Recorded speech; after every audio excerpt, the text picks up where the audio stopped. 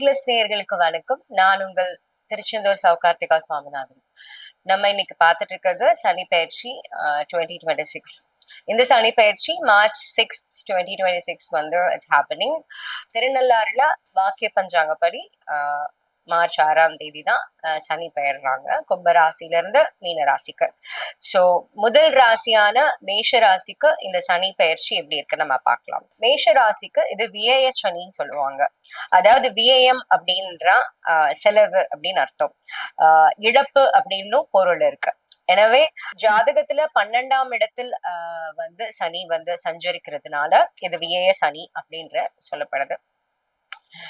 இந்த காலகட்டத்துல என்ன மாதிரி ஜென்ரலா இருக்கும் அப்படின்னா செலவுகள் அதிகரிக்கும், கொஞ்சம் ஹெல்த் பாதிப்புகள் எல்லாம் இருக்கும். நல்ல பலன்களும் உண்டு. ஓகே, 1 வயதுல இருந்து 9 வயது வரைக்கும் உள்ள குழந்தைங்களுக்கு சிறு சிறு சளி தொந்தரவுகள் இல்ல இந்த உஷ்ண தொந்தரவுகள் வர்றதுக்கான காலகட்டம் இருக்கும். இந்த 12ஆம் இடத்துல சனி சஞ்சரிக்கும் போது மேஷராசினருக்கு 7.5 சனி ஓட முதல் கட்டம் இது. அதனால ரொம்ப பயப்பட வேணாம், ஆனா நம்ம கவனமா இருந்துக்கிறது ரொம்ப முக்கியம். சோ இந்த 1 வயதுல இருந்து 9 வயது உள்ள குழந்தைங்களுக்கு பெருசா பாதிப்புகள் இருக்காது. இருந்தாலும் உடல்நிலையில வந்து அந்த வீசிங் தொந்தரவு இருக்கிறது, அந்த மாதிரி பொதுவாவே குழந்தைங்களுக்கு இந்த வயசுல இருக்கக்கூடிய தொந்தரவுகள், அதே மாதிரி காய்ச்சல் வந்தா சில குழந்தைங்களுக்கு ஃபிட்ஸ் வரும், ஃபீப்ரைசேஷன் சொல்லுவாங்க. சோ இந்த மாதிரி நேரத்துல இப்படி வரும்போது சின்னதா வரும்போதே அதை கவனிச்சு அதுக்கான மெடிக்கேஷனும் கரெக்டா டாக்டர்ஸ் கிட்ட கொண்டு போறது, வெயிட் பண்ணி அப்சர்வ் பண்ணிட்டு நம்ம போலாம் அப்படின்னு வெயிட் பண்ணாம ஒரு நாள் 2 நாளுக்குள்ள நீங்க கூட்டிட்டு போயிட்டு குழந்தைங்களை வந்து பாத்துக்கிறது ரொம்ப மிகவும் அவசியம். ஏன்னா இந்த காலகட்டத்துல இந்த வயதினருக்கு இந்த மாதிரி விஷயங்கள் தான் வந்து நடக்கும் அந்த சனி சஞ்சரிக்கும் போது 12ஆம் இடத்துல. அதே மாதிரி ஒரு பார்க்ல விளையாடும் போது இல்ல மரத்து மேல ஏறுறேன் அது மாதிரி எல்லாம் பண்ணும்போது கொஞ்சம் கவனமா கீழே விழுந்துராம, அந்த மாதிரி இரும்பு சம்பந்தப்பட்ட பொருட்கள் கிட்ட கொஞ்சம் கவனமா இருக்கணும். அடிக்கடி பற்றாம வெயிட் ஆனது எதுவும் மேல விழுந்துடாம குழந்தைங்களுக்கு கொஞ்சம் கவனமா நீங்க வச்சுக்கணும்.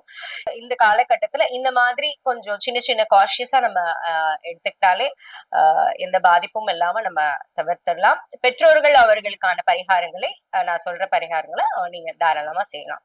அதே மாதிரி 9 வயதுல இருந்து 16 வயது வரைக்கும் உள்ள குழந்தைங்களுக்கு சோ இது இடைப்பட்ட காலம் இல்லையா, ஐ மீன் லைக் ஒரு குரோத் இருக்கிற ஒரு வயது.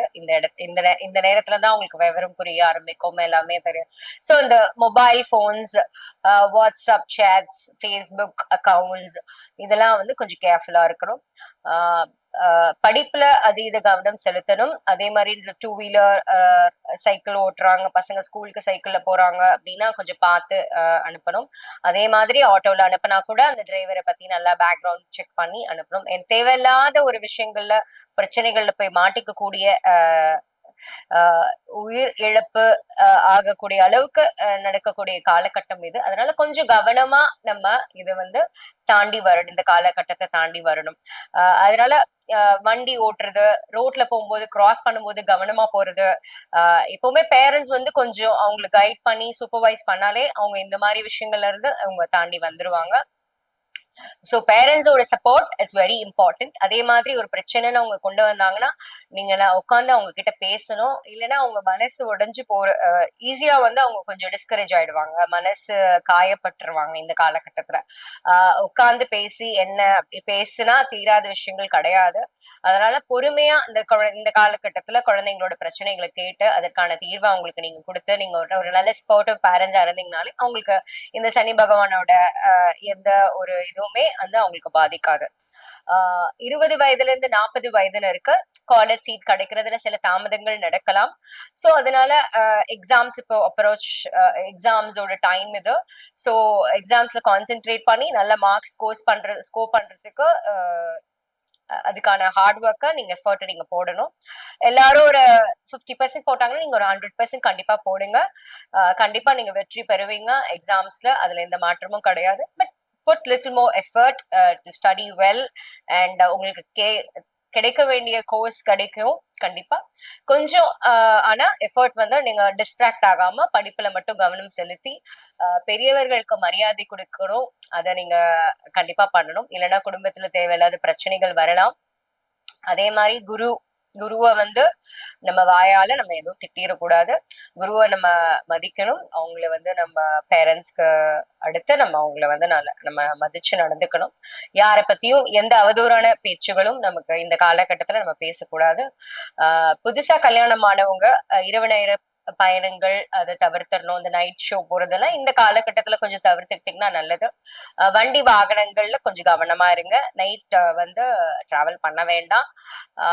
அதே மாதிரி இன்வெஸ்ட்மெண்ட்ஸ், கடன் வாங்குறது இல்ல கடன் கொடுக்கறது, யாராவது இந்த 1000 ரூபாய் கொடுத்தா நான் 10 லட்சம் ரூபாய் ஆக்கி காமிக்கிறேன், 1 லட்சம் போட்டா 2 லட்சம் வரும், something like that, like multiplying money and short term இந்த மாதிரி ப்ராமிசஸ் பண்ணாங்கன்னா தயவு செஞ்சு அதை நீங்க பண்ணாதீங்க. இந்த காலகட்டத்துல கண்டிப்பா அது ஒரு பெரிய லாஸ் தான் உங்களுக்கு கொடுக்கும். ஸோ இன்வெஸ்ட்மெண்ட்ஸ்ல கவனம் செலுத்துங்க. உடல்நிலையிலையும் ஆரோக்கியத்திலையும் அக்கறை காட்டுங்க.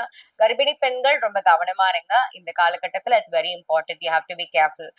அண்ட் 40ல இருந்து 60 வயது உள்ளவர்கள் முக்கியமா வந்து ஆன்மீக பயணம் மேற்கொள்ளணும். ஆன்மீகத்துல வந்து கான்சென்ட்ரேட் பண்ணுங்க. உங்களோட மெடிகேஷன்ஸ் எல்லாம் வந்து கரெக்டா எடுத்துக்கோங்க. 60 வயதுக்கு மேல உள்ளவர்கள் பேர குழந்தைகள் அவங்க எல்லாம் வந்து பத்திரமா பாத்துக்கோங்க. குடும்பத்துல தேவையில்லாத பிரச்சனைகள்ல மூக்க நுழைச்சு சண்டை சச்சரவு இல்லாம பாத்துக்கோங்க. இதுக்கான பரிகாரம் வந்து நவகிரக ஹோமம் பண்றது ரொம்ப விசேஷம். அதே மாதிரி எள்ளு தானம் பண்றது, ஏழைகளுக்கு வந்து உணவு தானம் பண்றது ரொம்ப ஒரு நல்ல பலன்களை கொடுக்கும். மேஷ ராசிக்காரவங்களுக்கு இது ஒரு 60% அப்படின்னு சொல்லலாம்.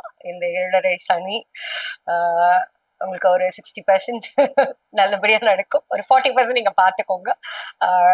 அண்ட் ஓம் ஷாம் சனேஸ்வராக நமக அப்படின்ற மந்திரத்தை ஒரு 108 முறை நீங்க தினமுமே சொல்லலாம். அண்ட் நவதானியங்கள் வந்து முடிஞ்ச அளவுக்கு சனிக்கிழமையில போய் யாருக்காவது ஒரு ஏழைக்கு நீங்க தானம் பண்ணலாம். அதே மாதிரி உங்க வீட்டுல நவதானியங்களை ஸ்ப்ரவுட் பண்ணி நீங்க சாப்பிடலாம். That's a practical solution for you, for your health as well. It's very healthy. இந்த ஏஜ் குரூப் தான் அப்படின்னு கிடையாது. எல்லா ஏஜ் குரூப்ல உள்ளவங்களும் இதை சாப்பிடலாம். எல்லா ராசினர்களும் சாப்பிடலாம். பொதுவா இந்த காலகட்டத்துல நீங்க அதை சாப்பிட்டா உங்களுக்கு ஆன்மீக ரீதியான பலன்களும் கிடைக்கும். உடல் ரீதியாவும் உங்களோட உடம்பு ரொம்ப ஸ்ட்ராங்கா இருக்கும். ஸோ முக்கியமா இந்த காலகட்டத்துல நீங்க பண்ணக்கூடாத விஷயங்கள், லாக் அகெயின்ஸ்டா எதுவும் பண்ணாதீங்க. அது சட்ட ரீதியான சிக்கல்களை கொண்டு வந்து சேர்த்துரும். வழக்குகள் வம்புகள்ல சேர்ந்துருவீங்க. யாரையும் கை நீட்டி அடிக்காதீங்க. அடுத்தவங்க பொருளுக்கு ஆசைப்படாதீங்க. எப்படி இது எல்லாமே நீங்க கடைபிடிச்சீங்கனாலே போதும். சனி பகவான் உங்களுக்கு எந்த இடரும் கொடுக்காம உங்க வாழ்க்கை ரொம்ப சுபிக்ஷமா இருக்கும். அந்த முருகனை நான் வேண்டிக்கிறேன். வெற்றிவேல் முருகனுக்கு அரோகரா. நன்றி, வணக்கம்.